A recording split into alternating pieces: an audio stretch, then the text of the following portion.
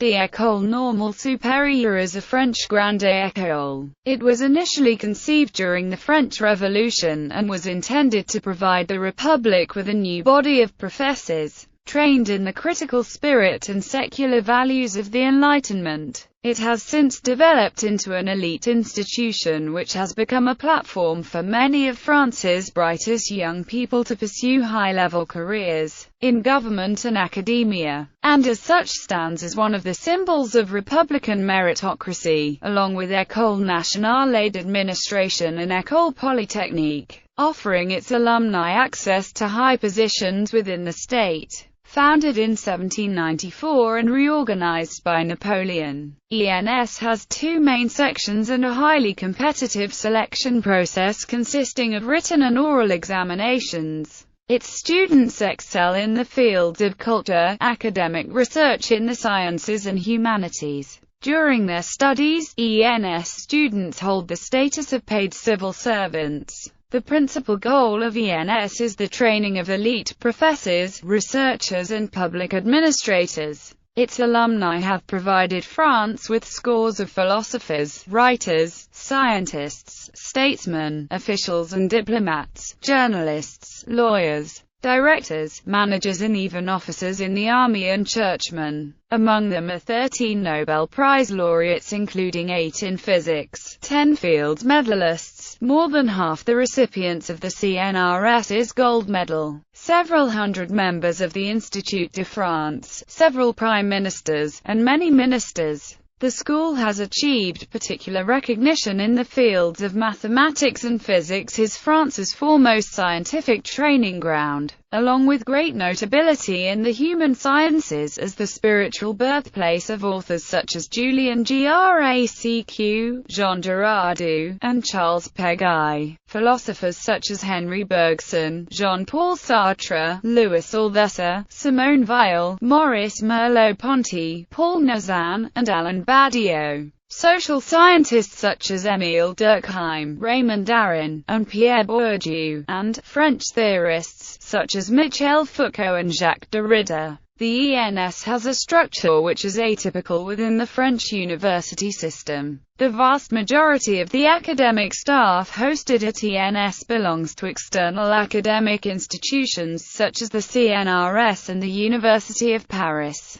This scientific turnover mechanism allows ENS to benefit from a continuous stream of France's topmost researchers in all fields. ENS full professorships are extremely rare and hence exceptionally competitive. Generalistic in its recruitment and organization, it is the only grande école in France to have departments of research in all the natural, social, and human sciences. Its status as one of the foremost centers of French research has led to its model being replicated elsewhere, in France, in Italy, in Romania, in China and in former French colonies such as Morocco, Mali, Mauritania, and Cameroon. History. Founding. The current institution finds its roots in the creation of the École Normale de l'An by the post-revolutionary National Convention led by Robespierre in 1794. The school was created based on a recommendation by Joseph Lacandale and Dominique Joseph Garrett, who were part of the Commission on Public Education. The École Normale was intended as the core of a planned centralized national education system. The project was also conceived as a way to re-establish trust in between the Republic and the country's elites, which had been alienated to some degree by the Reign of Terror.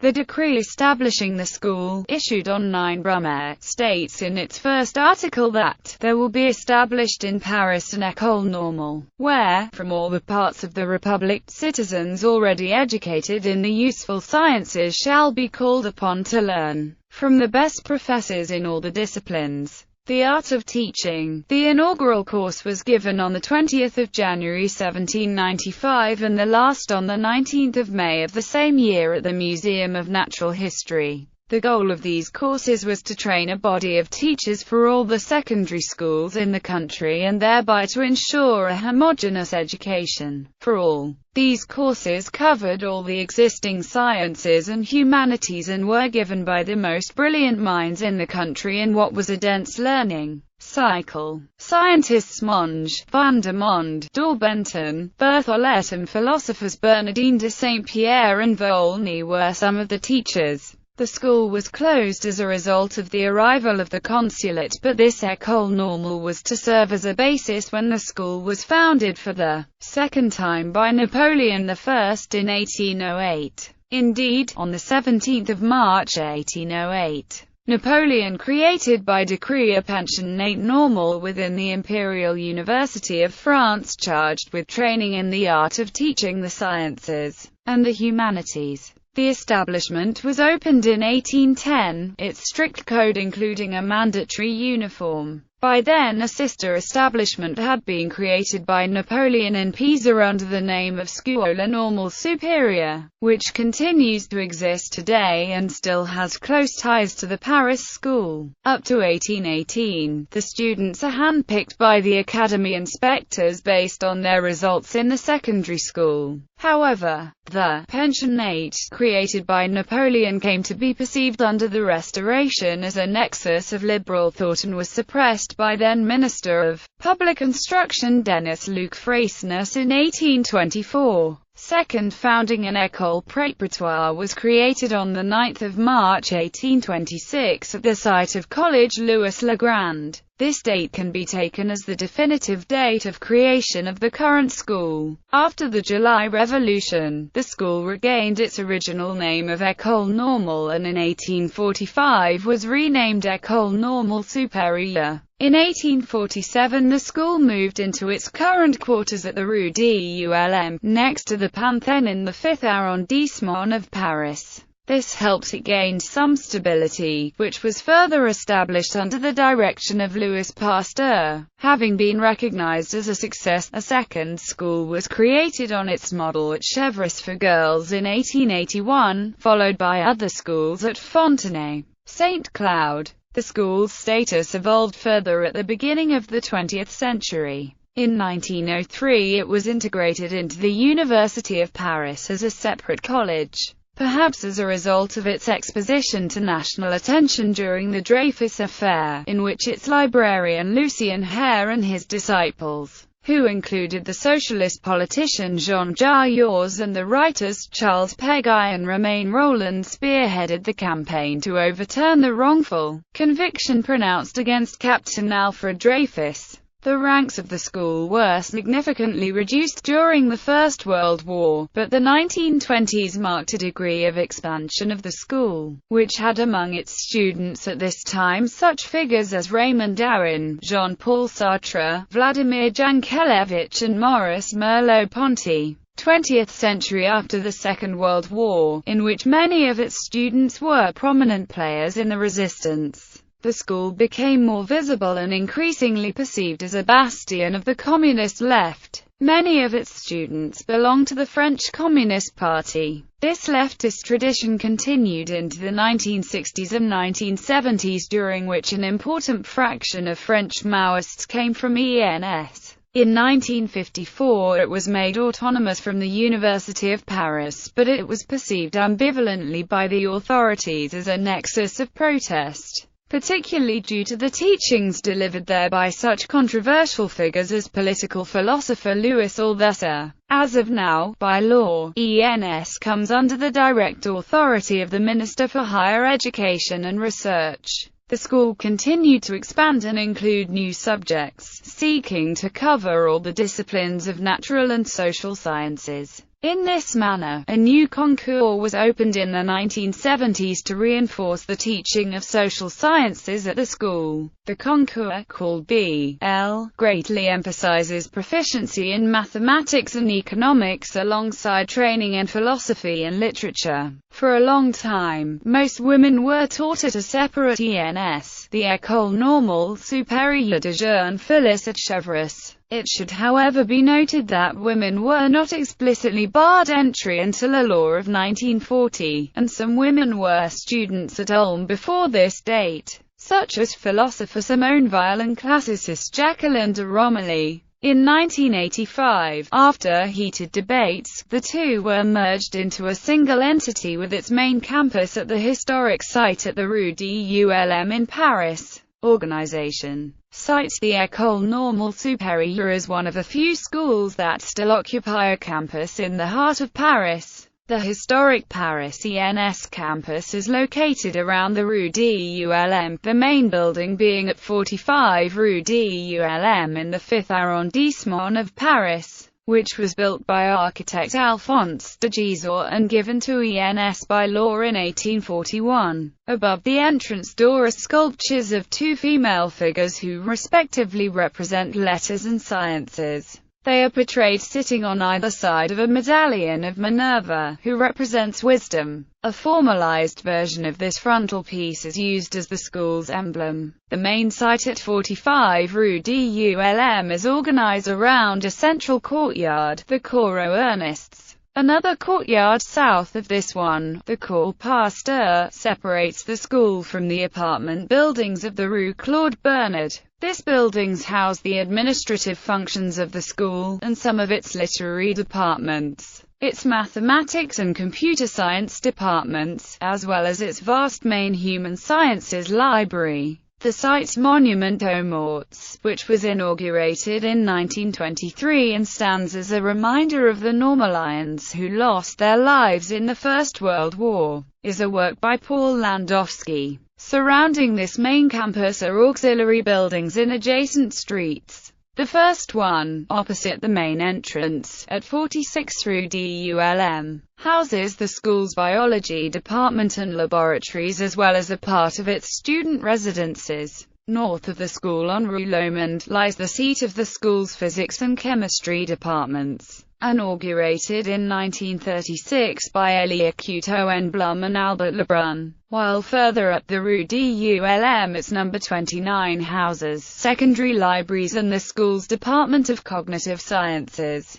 ENS has a second large campus on Boulevard Jourdan, in the 14th arrondissement of Paris, which is home to the school's departments of social sciences, law and economics, as well as further student residences. Currently under construction at this location is an ENS brainchild, the Paris School of Economics. The school has secondary sites in Montrouge and Folworth which house some of its laboratories. Recruitment. The school, like its sister grandes écoles the École Polytechnique and the École Nationale d'Administration, is very small in size. Its core of students, who are called Normalians, are selected via either a highly competitive exam called a concours, secondary selection process centered on the preparation of a research project, and a PhD selection. Preparation for the concours takes place in preparatory classes which last 2 years. Most students come from the prépa at the Lycée Louis le Grand, the Lycée Henri IV and a few other elite establishments in France.